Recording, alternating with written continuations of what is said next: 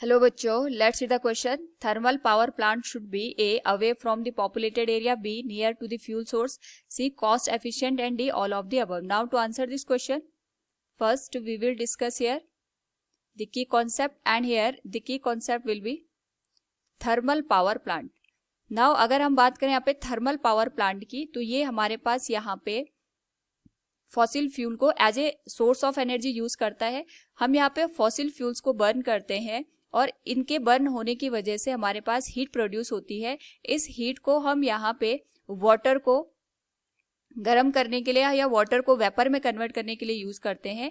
जब ये वाटर यहाँ पे स्टीम में कन्वर्ट हो जाता है तो इस स्टीम की हेल्प से हम यहाँ पे टरबाइन को रन करते हैं और टरबाइन के रन होने की वजह से जनरेटर यहाँ पे इलेक्ट्रिसिटी को प्रोड्यूस कर पाता है. Now according to the question हमसे पूछा गया है thermal power plant should be, कि इनमें से हमारे पास कौन सा ऑप्शन यहाँ पे करेक्ट होगा. तो सबसे पहले अगर हम बात करें थर्मल पावर प्लांट को अगर हम कहीं पे भी इंस्टॉल करते हैं, उसके बाद यहाँ पे जब हमारे पास फॉसिल फ्यूल बर्न होता है तो उससे बहुत ज्यादा अमाउंट में स्मोक वगैरह या फिर हम कह सकते हैं हार्मफुल गैसेस प्रोड्यूस होती है.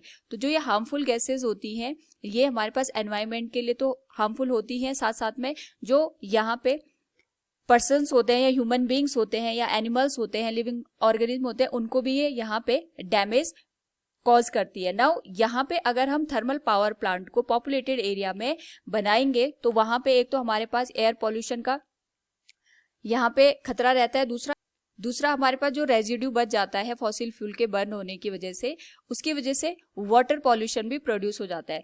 तो यहाँ पे अगर हम पॉपुलेटेड एरिया में थर्मल पावर प्लांट को इंस्टॉल करेंगे तो वहां पे जो लिविंग ऑर्गेनिज्म है या फिर जो ह्यूमन बीइंग्स है उनको यहाँ पे बहुत ज्यादा हार्म होने के चांसेस होते हैं. सो सबसे पहले हमें ये यहाँ पे ध्यान रखना होता है कि जब भी हम थर्मल पावर प्लांट को इंस्टॉल करते हैं it is away from the populated area. Option a will be the correct answer. Second is near to the fuel source, क्योंकि हमें यहाँ पे जो फॉसिल फ्यूल है इसको माइन करके लाना पड़ता है to the thermal power plant, और अगर हम इसको माइन करके ला रहे हैं तो हमारे पास यहाँ पे थर्मल पावर प्लांट और माइनिंग के बीच की जो डिस्टेंस है वो कम से कम होनी चाहिए ताकि हमारे पास जो ट्रांसपोर्टेशन है वो इजीली अवेलेबल हो पाए. नाउ यहाँ पे ट्रांसपोर्टेशन को अगर हमें कम करना है इस पर्टिकुलर केस में तो उसके दो फायदे होते हैं. एक तो हमारे पास जो इलेक्ट्रिसिटी प्रोड्यूस होती है उसकी जो कॉस्ट होती है वो कम हो जाती है. दूसरा हमारे पास जो थर्मल पावर प्लांट हम यहाँ पे यूज करते हैं उसकी एफिशिएंसी भी इंक्रीज हो जाती है. तो जो हमारे पास सेकंड ऑप्शन दिया है that is near to the fuel source, it is also correct one. And third हमारे पास गिवन है cost efficient, it is also correct one. क्योंकि यहाँ पे हम कोई भी सोर्स ऑफ एनर्जी का अगर यूज कर रहे हैं तो सोर्स ऑफ एनर्जी का मतलब ये होता है कि हमारे पास जो यहाँ पे अल्टीमेट पर्पस है उसमें जो कॉस्ट है हमारे पास कम से कम हो.